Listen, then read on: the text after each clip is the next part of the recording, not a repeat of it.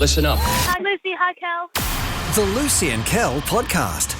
Hey everybody, welcome to the Thursday podcast. It's a very podcastable Lucy, G'day. a very podcastable Casey. This is our fourth take of the intro. Just want to let everyone know. Hello. Just giving them You the know what? vibes. What? I'll allow it because she's our producer and Yeah. she can say stuff like that. And it why is did we true. have to do 4 takes? Because we're all silly. Someone's a bit chatty. I was talking over Kel, he got angry, then he did an intro that sounded silly. I didn't and get it just- angry. It was just terrible. Anyway, we're here now. Yeah. We've had a great show today. You're going to hear a lot of it on the podcast later on, including great catch up with Dr. Justin Coulson. Yeah. Talking about boys. And to tell you what, such an icon, always on TV. I see him on Sunrise, Today's Show. I'm always getting emails. One of the most downloaded podcasts in the country. Like, he's amazing. And the fact that he spends his time with us is just extraordinary. We're very thankful. And I learned a lot about myself that I already knew a lot about, but also stuff I didn't know about me. It was so good. As a boy. And if you're listening to the podcast and you're going to hear from Dr. Justin in the next little bit, be aware he's going to be live on our show maybe sometime next week, and you'll be able to ask Correct. questions of him. So if you're a parent listening to this right now and you'd like to ask Justin a question about raising boys, all you'll need to do is... Email Lucy and Cal at positivemedia.com.au. Excellent. Thank you, Producer Easy Casey. peasy. Before we get to the stupid footy tipping, can I just quickly give you an update on my Oura Ring? Yes. Because I've been wearing this ring now for a few weeks. I feel like can I give you an update on my Oura Ring? I feel like that's not a question, Casey. It's code for I am. I am Yeah. about to give you an Yeah. update on my Oura Ring. It's one of those trackers, the fitness trackers, health trackers, sleep trackers. I know there's different versions of them, but I've got the pink ring. I forgot it today, and now I feel naked. Yeah. Do I look hands- naked? Yeah. My hand looks naked. It looks weird. It looks weird. And I've even leveled it up. I bought these like little Diamante stackers that go around it. yes. But anyway, guys, I've just got to tell you, I have never been more, this is going to sound silly, I've never been more fitter in the last few weeks. It is making me go to the gym more. I'm walking more. I'm sleeping better. It is changing my whole life. And I've convinced my best friend to get one. So now we're going to become insufferable and we're going to exchange our sleep scores every single day. And I can't wait. Wow. And I just want you all guys to know that yesterday I had a really great sleep. And guys, it was an optimal sleep, one would say. And I had the deep sleep, which is why I feel so good today. Yes. And I know you care about that. Yeah, I do care about that because the better sleep you have, the more The amazing show we have. and the nicer I am at work. Because the night Correct. before I'd had a terrible sleep because of my puppy dog. Yeah. And the ring showed it. Yeah. But last night, good sleep because the puppy dog was well behaved last Well night. done. What did you do different? I tried to play with her before bed a little bit. Kel doesn't reckon I did play with her much, but I did. Well, I threw let's- things down the hall. I tried, because she's tiny. She doesn't need much. I tried to get her a little bit exhausted so hopefully she'd sleep through the night. Let's unpack it as we discuss the exercise that you undertook with the puppy dog. So the problem that we have, if you're just joining us for this particular Puppy? episode, is our puppy is up for hours in the middle of the night. She wakes up and Hours. she jumps around on your head. And she jumps that chaotic jumping where they jump side to side on your face because she's the size of a hand. But she's adorable. She's so cute. Lucy said that she engaged in a lot of exercise with the dog last night. Yeah. That exercise, let me break it down for you, was Lucy sitting on the bed and throwing a stuffed toy down the hallway 4 times. She's tiny. That is like running And now Lucy a equates K, a kilometre. It's like she did 4K. Lucy equates that exercise to knocking the dog out. Sorry, the babe. entire- Well, what do you think it is? Doesn't that teach the dog to come to you when you're in bed to play? No. The fact that you are playing with the dog from the bed. Now that I think about it, Casey. No, well, I'll go sit in the hallway and I'll throw it up and down the hallway. Yes. 10 times. 10 not 4. times. But she's tiny. All right, 10 times is I'll the go goal. lie in the front room with her and play. I'm just going to do it. Watch TV with her. Because Kel's not, so I will. I am absolutely not. What I am doing right now is, and unfortunately, I think I heard Lucy say this stupid segment. Oh. However, I'd like to remind Lucy, this was majorly her idea. It's time now, everybody, for... Lucy's Ridiculous Footy Tips. If you're new to Lucy's Ridiculous Footy Tipping, it's Lucy's Footy Tipping for ridiculous reasons. And Lucy was really into this at the start of the year until the first round ended. And then all of a sudden, she's not great and Casey's beating us all, which is great. Yeah. So currently... Can I just add in, Casey's wearing a black and white striped jersey today and you look like a referee. Someone else said that to me, and now Is that a I good hate thing? everyone. Oh, okay. It's a good thing. It's a vibe. I don't think referee was the look she was going with. Okay, sorry. I love it though. It's such a cool look. I'm returning it. It is Lucy's ridiculous footy tipping, and to highlight, yes, Casey is winning by 2 tips to my score. So she's 2 tips in front of me. She's 12 tips in front of Lucy. And the margin is only widening. And the best thing about this is that Casey really doesn't take any of this all that seriously. Yeah. Which makes Lucy so happy. Are we ready, Luce? Correct. I'm ready.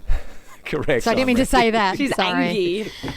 This is the big one. This is the one Lucy's been waiting for all week. The Hollywood Hawks versus Adelaide Crows down at Tasmania. And it's interesting because the Hollywood Hawks have been told that they're no longer required down in Tassie in 2 years' time because the new Tassie team is going to be there, the Tasmanian Devils. What do you mean required to be in Tassie? What do you mean by that? Well, Hawthorn had this negotiation with Tasmania where they would play games down at Tassie for tourism purposes. And now Tassie's like, we've got our own football team in a year or two, so we don't need you anymore. Okay. Thanks for nothing, Hawks. So anyway, with all that information that you totally knew about because you're a massive fan of the Hawks, Yep. who's going to win out of Hawthorn and Adelaide? Hawthorn. We're going to need a ridiculous Because it's reason. my team again.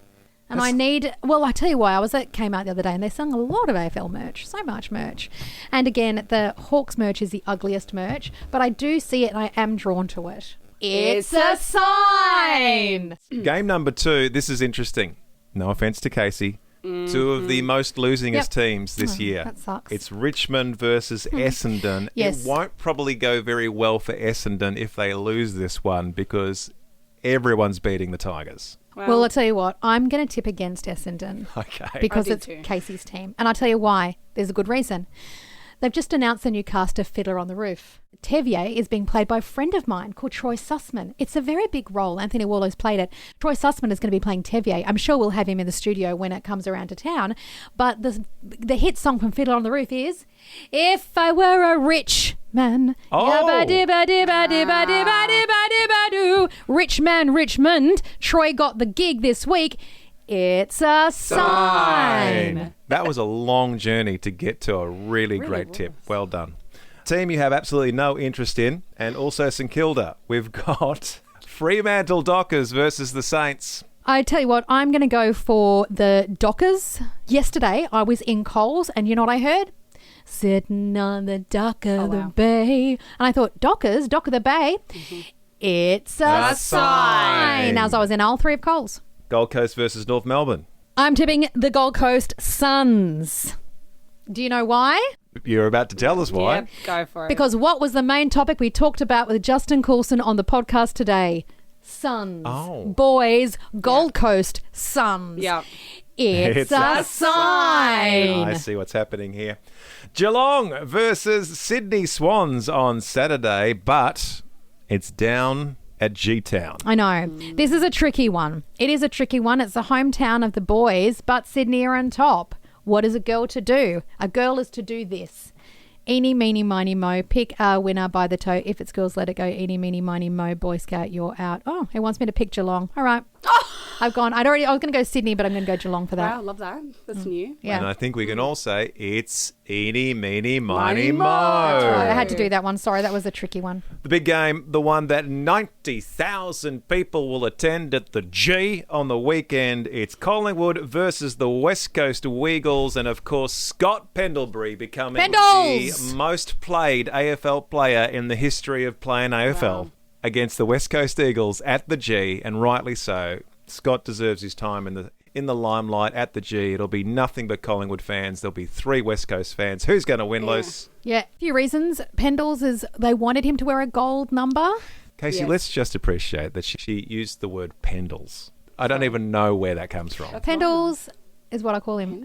Pendles, they wanted to have his number in gold. Now, whether that got approved, I Yeah, don't know. yeah. but I will say this. I think it It might did have. get approved. Okay, and so he's getting all the profits from Yes. the game, but he's donating that to charity. Good That's on him. right. So is he going to wear a gold number on his back? Gold number on his We back. believe so. Okay, Yeah. well, Yeah. you ready for this? You ready for why I'm tipping those boys? Because what documentary dropped this week? Kylie Minogue. What is she most well known for? Gold hot pants. What's Pendle's wearing on his back? A gold number. Gold is the theme.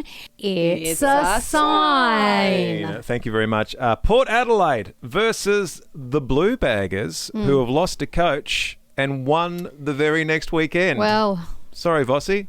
going with Port Adelaide. Why? PA, personal assistant. I wish I had one. That's it. That's the tip. Casey? For life, because I am here at work. I know, but I Okay, wish great. that you were my PA in life. Okay, great. It's a sign. It's a sign. It's a sign for Casey, that's for sure. Yeah. The GWS versus the Brisbane Lions. You know, I'm not going to lie. Every time I see GWS, I think it's an alcohol shop. And I go, what? And I always get confused. Who is GWS? I That's- don't get it. But I know what BWS is, Right. which is an alcohol shop. Okay. So I never think about GWS being a team. Thus, I'm not going to tip them. I'm going to tip for a team that sounds like a team, the Lions. Excellent. And finally, at the end of round 11, it's going to be the Western Bulldogs versus Mighty Melbourne. I feel torn about this because we had Josh Pitterman on the other day, who's now doing breath work and doing mindset coaching for the Bulldogs. Yeah, before we interviewed him, the Bulldogs were winning. Immediately after our interview, the Bulldogs lost. I know, so I'm confused because I love Josh and what he's doing with them is great. However, the boys, the Melbourne boys, the Demons, were one of my first loves when I moved to Melbourne. Wow. And I do feel like I have an affinity still with those boys. They are my secondary team. All right. So I'm going to go with my boys. It's my secondary boys. It's an affinity. It's an affinity of a second team feeling. That And we're finally there, everyone. was That a is long tipping session. It's a long one, but it's also very ridiculous. Lucy's Ridiculous Footy Tips. So if Port Adelaide win this weekend, Casey officially becomes your personal assistant in real life? Yeah, Okay. I believe that's the rules. The Lucy and Kel Podcast.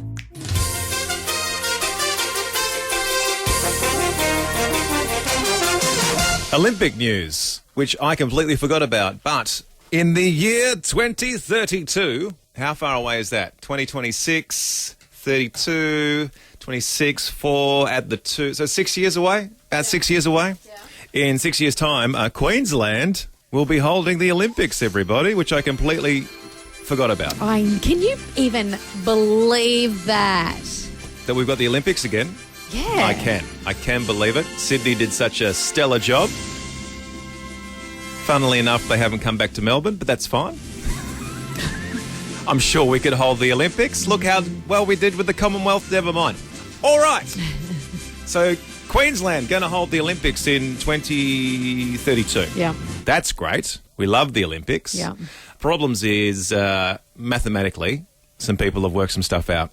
And in the news in the last 24 to 48 hours, it has been established that there are simply not enough hotels Yeah. in Queensland to house every single human being which will descend on Queensland to watch the Olympics in 2032. Mathematically, according to the experts, they are 11,139 rooms short, which equates to 56 hotels.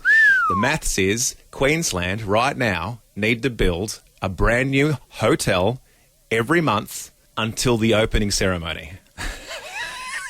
A hotel every month needs to be built in Queensland until the day of the opening ceremony in 2032. Not going to happen. Do you know how many hotels have been built in the last year? How many? 1. So, well, they're focused on the Olympics. They're focused on the stadiums and like all the sporting arenas and stuff like that. They're not focused on rooms for people to stay in. What's going to happen? I don't know. Nobody knows. It's good that they've figured this out now. My mum and dad have a spare room in Queensland. Can they build a hotel? They cannot. You reckon your dad could put something together over the course of the next 4 weeks and No, just but say, they could definitely Airbnb a room out. that might be what has to happen. I know. But we're thinking, great problem to have. Imagine if we all had the power to build our own hotels. Yeah. 56 of them need to be built in Queensland. So if you have the capacity, why don't you move to Queensland, build yourself a hotel? But I thought this morning, if we had the power to build a hotel, Liz, Yeah. what is the number one thing you'd put inside of that hotel? Based on your experience of hotels. We've all been to hotels. Now listen. I'm very lucky. I'm very blessed. Yes. Because I have been to many hotels all around the world. Some of the greatest. I've stayed in some of the best. I've stayed in ones in Dubai. I've stayed at Marina Bay Sands at Singapore, which is elite. But I'll tell you, my favourite thing that I've ever seen in a hotel. All right, so you get to build one of these 56 hotels in Queensland. Yeah. What are you putting in it? Okay, this is the thing. Forget the infinity pools. I love an infinity pool. Forget the gymnasiums that look out over the infinity pool. I've never been to a gymnasium in a hotel. Forget the world's biggest buffet. Oh, I do love that. I will say this. What else is there? I once went to a hotel. It was the Burswood Casino in Perth. I stayed there, and on the room service menu that you could only order after midnight was fresh, hot, buttered popcorn. And I would, every time I would perform there, I'd go and perform. I'd go back to my room, and I would order on the room service night menu this freshly cooked hot buttered popcorn, and they would deliver it to your room.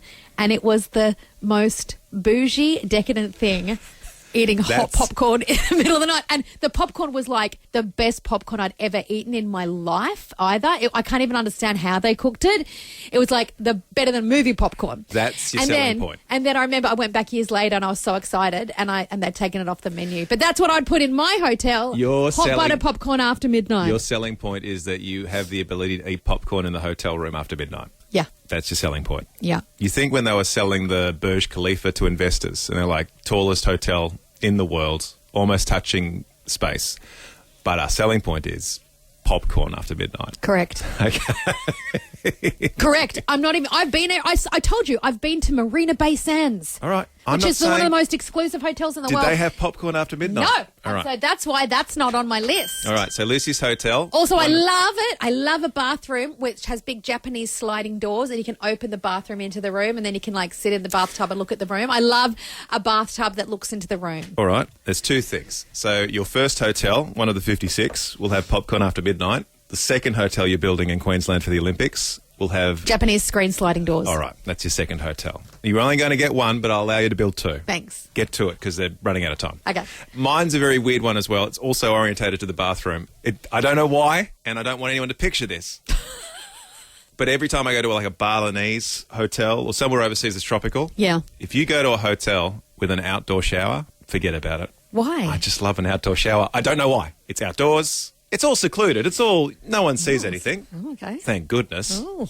Could you imagine? But there's often trees and there's often just a rockery around the ground there. I don't like an outdoor shower. I love an outdoor shower. No, thank you very much. That's much too. All right. Well, terrifying. your hotel has popcorn after midnight. You're The having an one outdoor next shower. door has the sliding doors. Yeah. The one next to that I'm building has an outdoor shower in every hotel room. We'll just put it on the balcony. Imagine having a shower outdoors in Queensland. Perfect. Lovely. All right, 0428 899 899. You get to build one of these hotels in Queensland for the Olympics, like family. Based on your experience of hotels, what's the selling point? Karen says it's all about the location and the views and, of course, the room service. Right. But she's also said they also need to have great slippers. And then she has sent me a photo of what I assume is a drawer at Karen's house. And she has taken every pair of slippers from every hotel she's ever stayed in. And I'm Right. counting around 40 pairs of slippers in her drawers. Does Karen have a problem? They're free. Yes, Lucy is of The slippers are free. yeah. They are free. The bathrobes What- are not. All right, so there is a limit. There is a line you will It not says cross. on the hotels, they like, take our slippers, but if you take All right. the terry telling Thank you. robe, we're going to charge you. Is that Karen? Yeah. Thank you, Karen. Your hotel specifically, the greatest slippers from any hotel in Yeah, Queensland. Kareen now in Clyde North says, oh, I like the Balinese outdoor showers too, Kel. Yeah, they're great. I'm going to stay at that hotel, but only if it's warm and green. She would build one which has an all-day cooked brekkie. Well done. Yeah. That's your hotel. Breakfast all day. Non-stop breakfast. Non-stop brekkie. Imagine when we go overseas, maybe to Bali, and you like your nasi goreng. Imagine that all day, every day. Nasi goreng. Forget your popcorn after midnight. Every morning I'm in Bali, I wake up and I go, you know what I'm going to have? A big bowl of nasi goreng. And that's all I eat. All right. All day breakfast in that hotel. Thank you very much. Nick says, I would build a hotel that has a water slide from each room directly into the buffet. Now we're talking. Whee! Someone's been to Vegas. I haven't even started on Vegas hotels.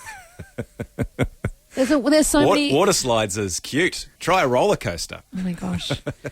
Well, there's that one, the Venetian in Las Vegas, which looks like you're in Venice, and you go inside and they've painted the ceilings blue and they're rounded, so you can't even tell you're inside. You look like you're outside. You're also on a gondola going through water in the middle of a casino. And that's just one hotel.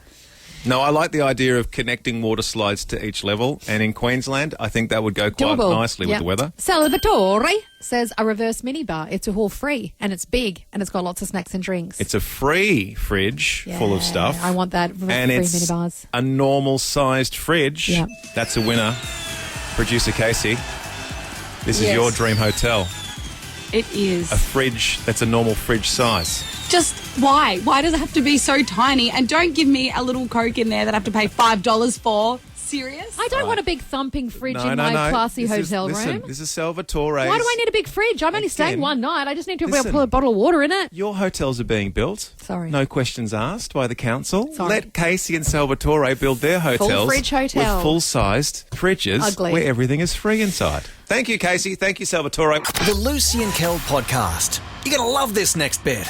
Oh, spoiler alert. Our next guest is someone you all know. We love him. He was on that incredible TV show, which was just addictive viewing, called Parental Guidance. But he has one of the most downloaded parenting podcasts in the country, the Happy Families podcast. He's written 20 billion books that are amazing. And he's all over the socials, viral videos left, right and centre. It is the one and only Dr. Justin Coulson. Good morning, Dr. Justin. It's so good to be with you guys. Love talking to you. The great thing about Justin is he's a wealth of information Yes. and knowledge and wisdom and stats and truth about all things that we discuss with him. And the good news is we'll be touching base with Justin over the course of the next few weeks in the lead up to the new release of the book, Justin. Boys. Why write a book about boys at this moment in time? Yeah, so I'm a father of 6 daughters. I think that's enough of an answer, isn't it? I've raised 6 of my own girls. A couple of things. First off, I would say this. When I wrote my book about girls, which was very, very easy, I wrote it a number of years ago. I loved writing it. It was just a cakewalk. I got to talk to a bunch of girls, a bunch of parents, a bunch of teachers, a bunch of psychologists, that sort of thing.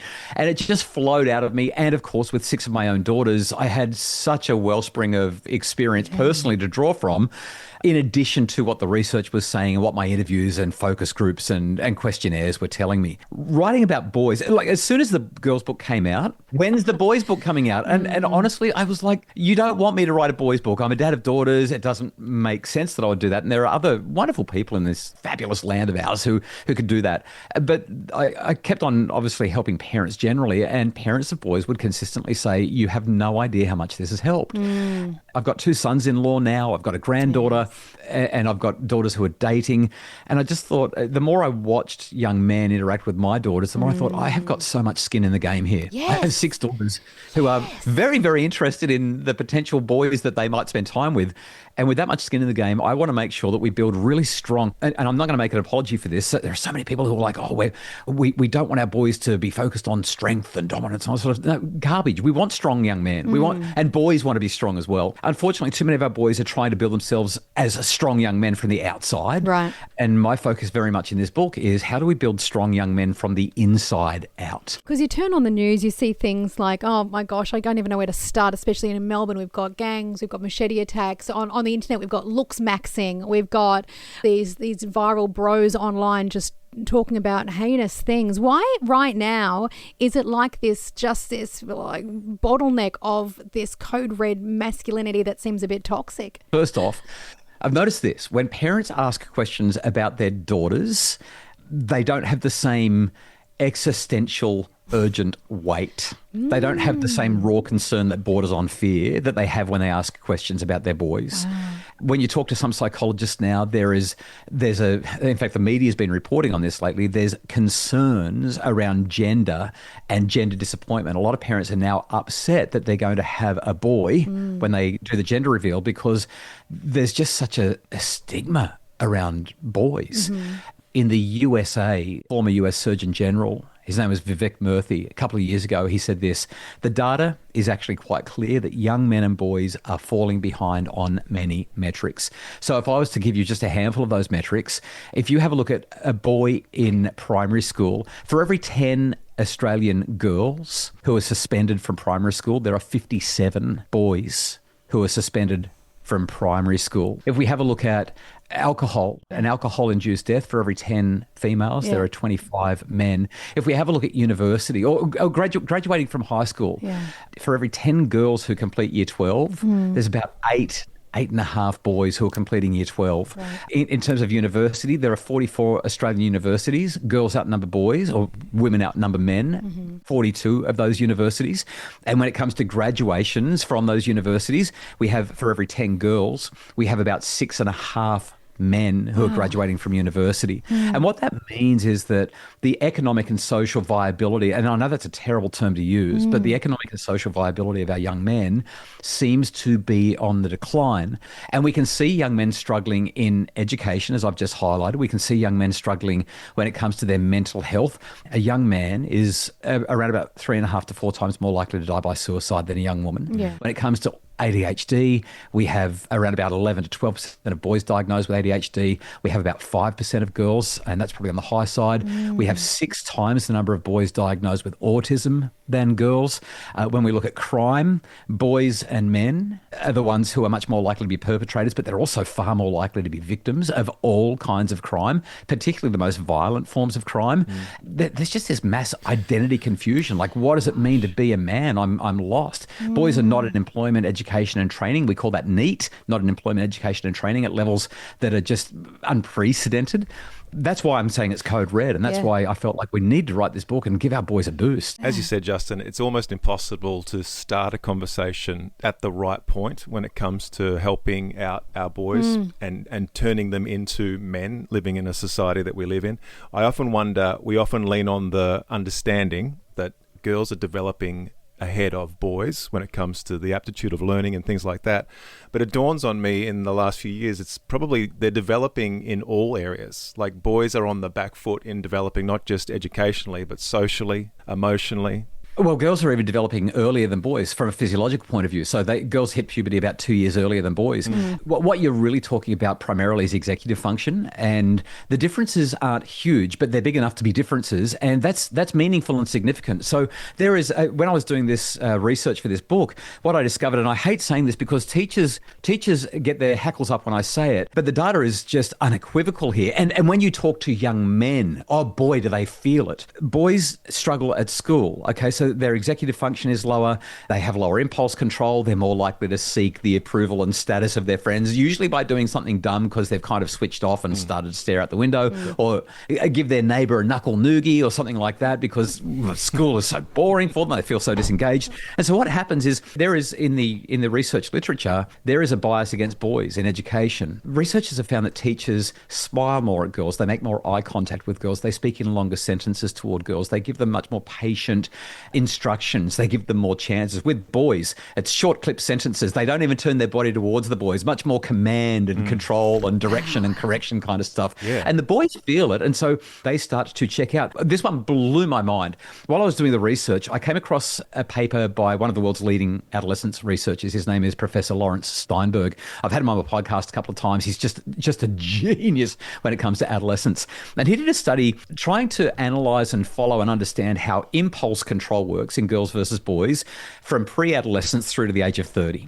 Impulse control is the ability to not say the thing even though you really want to say it, or to not jump off or over the high bar or cliff or whatever even though you really want to, or to not have the witty comeback, or not throw your fist. Impulse control is the ability to just go, I really want to do it, but I'm just going to count to 5. I'm going to pull it back. And he was also looking at this thing called sensation seeking. Sensation seeking is wow, that looks awesome. I have to go there and do that. Here's what he found. At every age and stage, boys score significantly higher than girls on sensation seeking. Boys just want to do dumb stuff because it looks like it'll be fun and they're going to get status from it.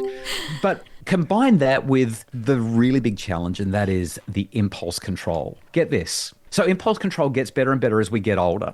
When testosterone boosts, so for the average male, we get this huge testosterone spike of 20 to 30 times what a girl has around about the age of 12 or 13 when puberty crashes into our lives. That's a lot of testosterone. Around about that same time, boys' impulse control drops. Now, it doesn't vanish, it doesn't disappear, but it certainly drops. And it continues to drop until about 16, and then it starts to slowly make its way back up again. The average 24-year-old male, the average 24-year-old male has the same level of impulse control as the average 11-year-old girl. Just for everybody driving in their car on the way to primary and secondary school this morning, Justin, say that one more time. Average 24, 25-year-old male has the same level of impulse control as the average 11-year-old girl. And he just never recovers.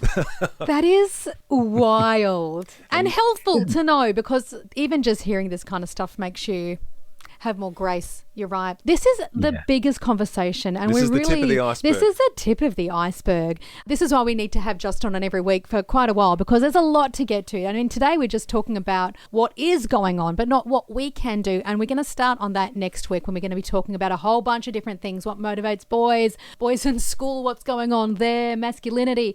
There's so much to touch on with this, and it's such an important thing. I think we can all see with the stats Dr. Justin gave us. It is now or never. We've got to get a handle on this as a society and as parents, right? Dr. Justin, thank you so much. I cannot wait to hear what you have to say next week about this. You've left us on tenterhooks because this is such an important chat. So we'll catch up with you next week, same time, same bad channel. Can't wait. The Lucy and Kel podcast. A brand new Star Wars movie, everybody. There's new Star Wars in the cinemas, which hasn't been a thing for quite some time. It was relegated to television and streaming services. The new Mandalorian movie with Grogu. Lucy's favourite, actually. I love Grogu. Not a huge fan of Star Wars, but doesn't mind a bit of Baby Yoda. And- Although I know we don't call it Baby Yoda. Stop being elitist, Star Wars fans. I also love Grogu. And who doesn't love Pedro Pascal? My wife certainly does. My wife enjoys a lot of Pedro Pascal. He's just such a lovely actor. However, I don't believe Lucy's lining up today to go and see the new Star Wars movie. Do you know what? I did watch the Mandalorian You series did? with you, and I loved it. Once we knew Pedro was under the mask. And I understand everything about it, pretty much. You're up to date? But I'm probably not going to go see it at the movies. Don't hate me, just because cost of living. Why would people hate you? No, I said you don't hate me. Well, I'm not even going to see it. I'm not going I to see thought it. you are. Not today. No. no, Well, not today. I'll answer two questions. Am I seeing the Star Wars movie today? No. Will I be dressing up when I go see the movie? No. I'm a Star Wars fan from the jump. You have a Mandalorian bathrobe. I Why have a don't you wear Mandalorian that? bathrobe, Why but I don't you wear will not wear it out in public. I thought this morning we could talk about that. I thought this morning we could do a bit of a Lucy list. The Lucy list. Because I think this happens to everybody. Sometimes you make a conscious decision and other times it just happens to you. But you become involved in and a lover of a franchise. I just fell into Star Wars. I saw it one day as a very young boy, one of my best friends. We've spoken about him on the podcast, actually. Luke, my best friend in grade 3, before he broke my heart and left in grade 4 to another school. We used to go over to Luke's house every weekend and we'd watch Star Wars A New Hope. And we'd pretend to be in the movie. We loved it so much. And then my love for Star Wars just grew and grew and grew. So I'm OG. I'm an old man now. So I started with, and this is the weird thing about Star Wars, and this is the great thing about franchises. All franchises are quirky, but when you start to get into them, Yeah. you love all the quirkiness. So Correct. Star Wars, officially, of course, if you know, starts at episode 4. So I grew up watching episode 4, 5 and 6. And then later on, George Lucas created 1, 2 and 3, which we all grew to love. Like 1, 2 and 3 are held in high regard now. I love 1, 2 and 3. And I love 4, 5 and 6. And then we don't talk about the other movies. There was 3 other movies that were created and they don't exist. But Is that the one with Jar Jar Binks and stuff? No, that's 1, 2 and 3.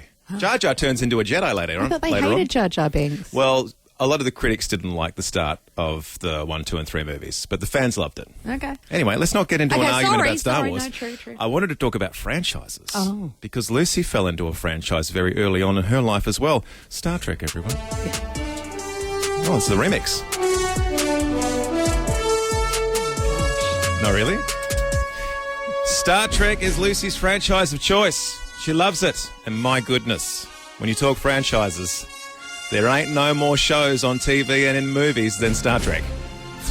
There's a new Star Trek something almost every 6 You know weeks. they're doing a live-action new comedy Star Trek I series? have no doubt. It's like full sitcom Star Trek. I'm I like, have- how's that going to work? But it Well, will. Kirk walks into the And everyone laughs. onto the Canned bridge laughter. and everyone laughs. Then he falls over. Spock bursts in like Kramer. Yes, exactly. That can't be real. It's real. It's being written by Tawny Newsome. You love Star Trek and you love the philosophy behind it. I love the ethos. I love the ethos that Gene Roddenberry wrote into Star Trek, which was before anyone else did anything. It was the first interracial kiss on TV. It was all about equality and justice and a hope for a better society where no wars, where humans are together and exploring the universe to better themselves. And like, it's so what I grew up just believing in a better world because of Star Trek. I love it. It's all about the hope of humanity. I don't mind a bit of Star Trek. I love the OG Star Trek. I love a bit of Kirk and Spock.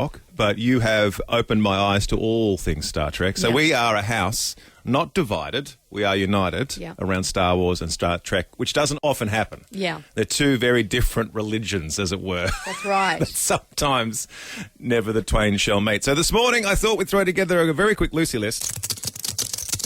The Lucy List. The new Star Wars movie is out. And if you're into it, you're into it. If you're not, you're not. Because you might have another franchise. So I want to know, what's your franchise? What's another franchise like you can suggest? I've got so many. Okay, because I don't quite understand. Mostly none of these Lucy has seen. Back to the Future? No. If you're into Back to the Future, you are so into Back to the Future. Is Minecraft a franchise? No.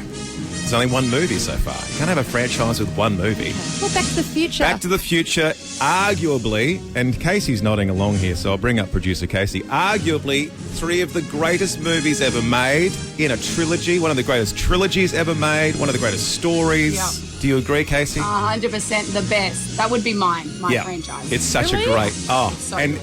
Like, it's such a good franchise, even the people that love Back to the Future probably don't want a 4th movie because it might ruin everything. Right. It kind of is the perfect franchise, Back to the Future. Maybe you love that. I know. Back in the, what would it be, the mid-90s? I almost stopped loving Star Wars because I was way too involved in The Matrix, everyone. Do we all remember The Matrix? Yes. The Matrix took over my life. I wanted to be in The Matrix. And again, 3 perfect movies, and then they made a 4th one. Don't see the 4th one. Just watch the 3. Did you get into The Matrix? No, obviously not. I melted all my Matrix DVDs. It's just watching them too much, all the time. Knew all the words. I'm actually going to go home and watch them today. Is Gilmore Girls a franchise? Well, I guess so. It's a series. Franchises, I'm thinking What's of a more franchise? movies, like blockbuster franchises. Okay. Like, here's one that you definitely haven't seen, but I would recommend you seeing, but I don't know if you enjoy it, but Pirates of the Caribbean, one of the greatest movie franchises of all time. Never Look at seen Casey's eyeballs popping out of her head. Pirates of the Caribbean. My kids, all 4 of my kids last weekend rewatched all the Pirates of the Caribbean movies. It's one of the greatest movie franchises of all time. I know I'm saying one of the greatest movie franchises of all time You're for saying that every to franchise. every single franchise. But You've it's said so that good. for the last 4, or you've said it's the greatest of all time. And Gilmore Girls. Thank you. 0428 899 899 1300 777 899. What franchise did you fall into and now you just can't get out of? Karen says, morning, Lucy. She is very embarrassed to say her franchise was Twilight, and she asks us not to judge her. Twilight was huge though, wasn't it? Never seen it. No, neither have I. But like Twilight You, was Case? Yeah, you're the right age for it. I was too old. Twilight was like a famous set of books, I believe. Yeah, and then yeah, turned yeah. into some of the biggest movies in the history Vampires of movies. versus werewolves. Oh yeah, the Mr. Team Patterson Edward or gentleman. Team Jedward. I don't He's know. Batman now. I don't know. I didn't like it. I like Kristen Stewart. No. Okay, Lucy. Well, no. She just looked angry all the time. This is not didn't your she? franchise. Sorry, no. Okay, great. Cheryl goes, morning, Lucy and Kel. My favourite is The Avengers and Spider-Man Anything. Marvel, Yes. she's hooked. Yeah, Spider-Man. Every Spider-Man, I reckon, is a pretty solid movie. You're going to hate this. I've never seen a Spider-Man movie ever. I don't think anyone's surprised. Casey would rate the Spider-Man movies. Yeah, pretty good. Tom Holland, you'd like Spider-Man, I like Luce. Tom Holland. You'd really I like... really like Tom Holland. But Well, only if he maybe dances. get into your Only when he Spider-Man dances. franchise. Does he dance? No, he doesn't No, dance I'm not in these ones. interested. Okay. Joanne loves the Terminator franchises. Come with me if you want to live. And I've never seen it. And she's Terminator 2, greatest movie of all time. I know I've said it for every movie. Terminator 2. You're such a movie head. Joanne loves the Jurassic World movie franchises. Have you seen any Jurassic Park? Yes, I have. I've seen the first couple. I liked it. I got into the first couple, and then they're up to like movie number 12 now, and I'm like, ugh. It's the same thing every time. Dinosaurs. What could They possibly go wrong? Salvatore loves Maze Runner. My kids are getting into Maze Runner. They are a famous set of kids' books as well, I believe. Joffrey has sent through a text and he's written it how I think he wants me to say it. All right, here we go. Harry Potter. Oh, Can I be honest? Mm-hmm. I've never seen a full Harry Potter movie. I know. Oh, and you haven't I've seen bits and pieces. It's on the telly like every second night. I've seen them all. There you go. That's surprising. If there was ever a franchise that people are into, like bolted onto, Harry Potter fans are Harry Potter fans. And then they've got the new TV series. Which is exactly the same as the... Exactly the same. Just making Just money. longer. Just printing money. Matt Young, you'll love this. Matt Young, man after Kel's own heart. He loves the Die Hard or James Bond franchises. I love most of the Die Hard. Is there more than one Die Hard? Okay. No, I'm not being silly. Yes. Isn't there just one with I've only shown that you, guy yeah. and then they go down the Nagasaki That Waki guy, Tower? John McClane. And then he jumps out. Yes. There's more of That's those movies. the first of about, I'm thinking they got up to about 6 or 7. I had no idea. Yeah, I yeah. thought movie Die Hard was just I know The there's lots same of James stuff Bonds. happening to the same guy over and over and over again. So, yeah. And what was the other one? James Bond. Matt loves James Bond Can I say franchise. That's something- a good franchise. Even I'll say that. Can I say something controversial? I don't mind James Bond, but I rate Mission Impossible That's your over favourite. James Go Bond. on, say about Mission Impossible. Greatest franchise ever. It's not. There's a couple of good movies in there. What though. about Top Gun franchise? Oh, that's a franchise now too. Yes. That became a franchise. It did indeed. You're right. Anyway, we're going down the rabbit hole of franchises. Thank you so much, Like Family. We're so late this Why morning. these franchises all blokey movies too, by the way, P.S.? It's not like no one's rung and All going, right, I love what about Barbie Princess. Here we go. Princess Diaries. Is It's that not a franchise? Yeah, I don't know. I've never seen it. Devil Wears Prada. That's kind a of like a franchise now. Yeah. Mamma Mia. Ugh. Oh, Mamma Mia's a great franchise. Yuck. Shouldn't have even said that. I'm going to wash my mouth out. The Lucy and Kel podcast. And dare I say, at the end of another successful podcast, well podcasted Lucy. Thank you very much. And well podcasted / produced Casey. Yes, thank you. And you too, Cal. Well It's time. Oh, you're welcome. Well done, Kel. Well done, Cal. For pulling it all together, editing it, and Yes. being the brains behind the operation. Literally. None of this is edited. Every single thing we say always goes into the podcast. Right. And on that bombshell, it's time to wrap up the podcast for a Thursday. I hope you're having a great whatever time of the day it is for you right now. And until we meet again, every single one of you, Go Pendles! Well, that's all for now. But you can download more podcasts anytime or catch Lucy and Kel live weekday mornings from 6 till 10 on 89.9 The Light. This is the end bit. This is the end bit. Woo! This is the end bit Yeah. of the show. And bit.